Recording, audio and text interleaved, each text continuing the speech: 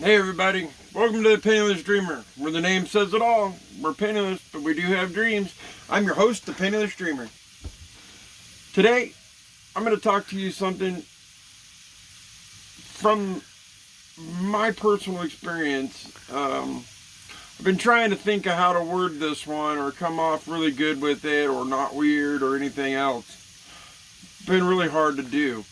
So here it is. This is very personal. There's only a few people that know me, know what it's about. But here we go. 1984, Memorial Day weekend. Go camping with the family. We went camping Memorial Day and Labor Day weekend with the family and a bunch of my parents' friends. From his childhood and all that. I grew up, did this for years. We're out, my dad's friends, mom and dad have four-wheelers. 1984, four-wheelers were the new thing. Three-wheelers were all the thing back then, Four-wheelers were something that were coming up new. Never been on one before. I rode motorcycles, never been on a three-wheeler or four-wheeler. May have been on a three-wheeler, once or something, I'm not sure. So I take out one of the four-wheelers with my dad's friend's son, Mike, and we go out riding. Well, four-wheelers, you put them all down in the gears to shift gears. On a motorcycle, you go down and one up, and then you got the thumb throttle. I'm used to riding motorcycles, so we go out there and we're riding around. Well, there's this track and they have these big old moguls and we go riding through them and I panic. I'm, first time on one and I downshifted it, or I upshifted it, went down, thought I was downshifting it to slow down, no. And I go walking off this thing, wreck. Catch a mogul in my tummy right here, just folded me over at about 4 ahead of me. These things are this high. Four-wheeler runs me over, shoes go flying in the air, knocks the wind out of me. Campers all around see this happen. They all come running over because of the massive accident. Like I say, the four-wheeler keeps going, It finally stops, but it's a good 100 feet away from me, I bet, along with my shoes. I'm laying there, I can't breathe, got the wind knocked out of me and everything.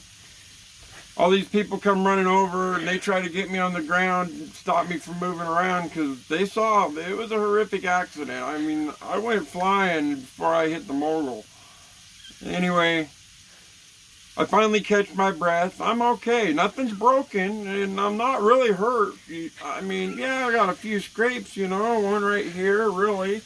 But nothing really. I'm not broken up. I finally catch my breath. Mike took off and he went up the road and realized I wasn't behind him, and he came back and saw all this big crowd around me, and I finally get up and the four-wheeler's okay. It didn't wreck. It just kept going, so I catch my breath. Everything's okay. I get back on the four-wheeler, go back to camp.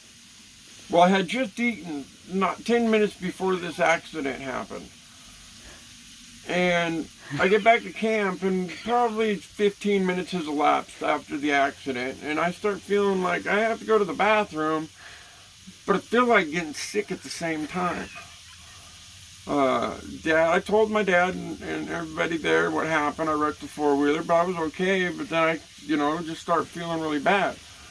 My dad's friends, Mike and Pete, I can't thank them two enough, really. They're volunteer firemen for the Duval Fire Department at the time. Well, I go into the camp trailer and lay down, and they come in and look at me and they tell my dad, hey, you can see how he is in a half hour, or take him into the hospital and have him checked out. So literally in the car we go. We are probably an hour and 15 minutes, an hour and a half from the nearest hospital, which is in Leavenworth, Washington, and we're way out by up above Fish Lake, and we get to Cole's Corner and it's 15 miles from Leavenworth, and we whip in there. By this time I am in a lot of pain and not feeling very good at all. We whip in there, and Mom goes in and tells the people inside, can you call ahead to the hospital? They have a four-wheeler injury accident coming in, a kid that wrecked on a four-wheeler coming in.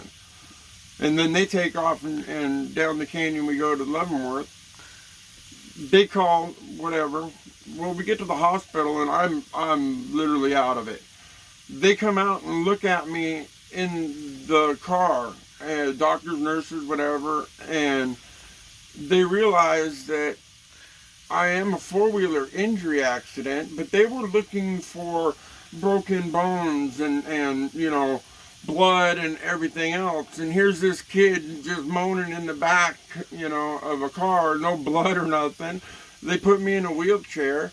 They check me out real quick, put me in the wheelchair, and they wheel me into the hospital, and they bypass the emergency room area, you know, and there's other people in there, and the one doctor says it's not what we think, and they keep wheeling me, and they take me down to the x-ray room. They lay me on the x-ray table. Well, they didn't know at this point really, because they thought they were getting, you know, a four-wheeler accident. They're thinking blood and all kinds of stuff, and here I come walking in, well, wheelchaired in, but you know, I had a little scrape, that's all, and massive pain. They lay me out on the x-ray table, and at that point, I go out.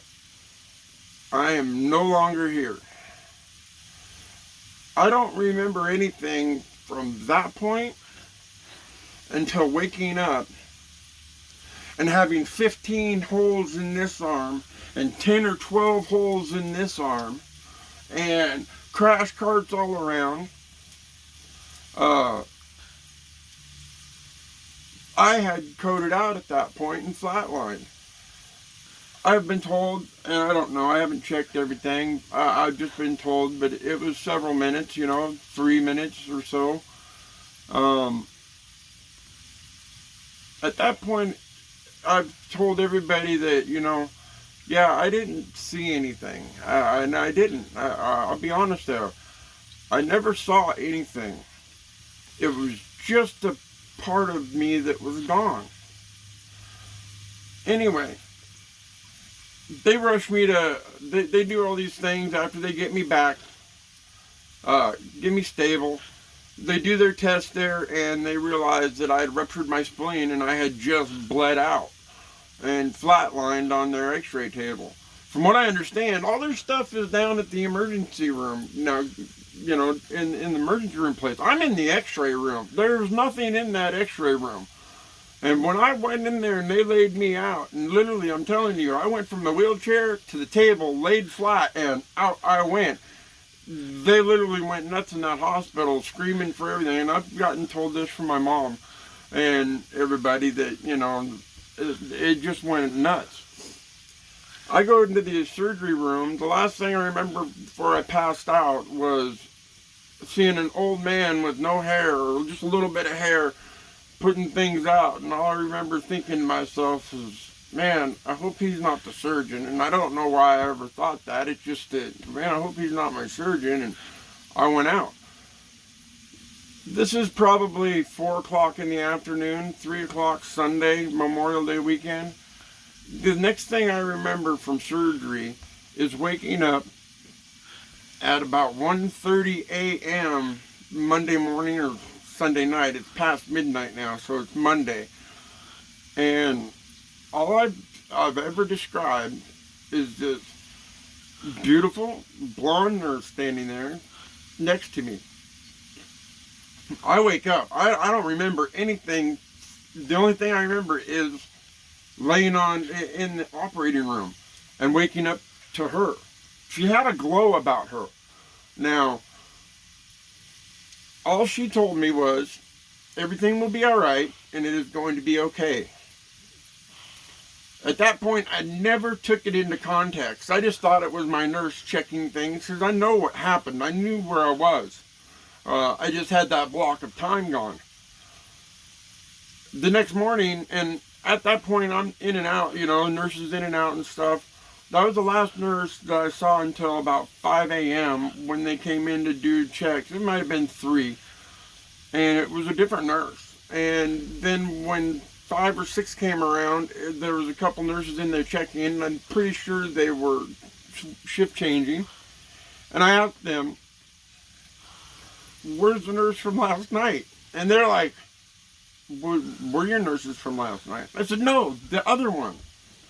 And they were like, "We're the only two that have been taking care of you. What are you talking about?" And I said, "The one last night at 1:30. I know it was 1:30 because I looked at the clock when I saw her. Now, I didn't realize or even put any of this together at that point. My life changed drastically from the time of the accident, flatlining on that x-ray table, to the surgery, and then the next week and months going on and reflecting on all that. I've never, I gave it a lot of thought, I didn't see anything, like I say, I never saw anything. But I've always known from that point on, God does exist. I don't know how to explain this. No, I'm not into the religious things and all that. Live your life to the fullest or whatever. I've always known in my life that everything will be okay. No matter what, as long as you work at something, I know everything will be okay. That's the thing. You have to work at it. And I know in my heart that God, at the end of our lives, God is going to look at all of us. It doesn't matter if we believe in Jesus Christ as our Savior, I don't think, or the Jews, or the Muslims, or any of them. He bounds us all together. And it doesn't matter about the religious parts of our world that we have. What matters to God is what's in your heart. I've tried to explain this, and I don't know how to explain it. When your time is it, when it's your time, and you can't control that. There's nothing that you can do that controls when it is your time to go. Yes, you can kill yourself, of course. I've been there, we'll go to that later. But other than that, or do something stupid and get killed, but those are your choices. But when it is your time to go, when you go, you have to answer to Him from your heart. All the religious things that I've seen in my life, there's good people, there's terrible people in that. All the atheists I've seen in my life, there's good people, there's terrible people there. It doesn't matter what religion either. In the end, God's going to judge each and every one of us. I don't believe that Jesus died for my sins on the cross. I think that's something else. And it was a way to control people. That's just my personal belief. I think it's that God Himself, when you pass on, He is going to judge you. And it's in what's in your heart. You can't hide from yourself. You can put out whatever you want for people out there, but you know what your heart says. As long as you live a good, just life in your heart, in God's eyes, there's nothing to worry about. If you live a terrible heart life and you justify it by saying, "I've been born and saved and da-da-da-da-da," but God will know what's in your heart, because you can play and put on a show like you could never believe, and God will know what's in your heart if you've changed or not. In the end, folks, you take it for what you will.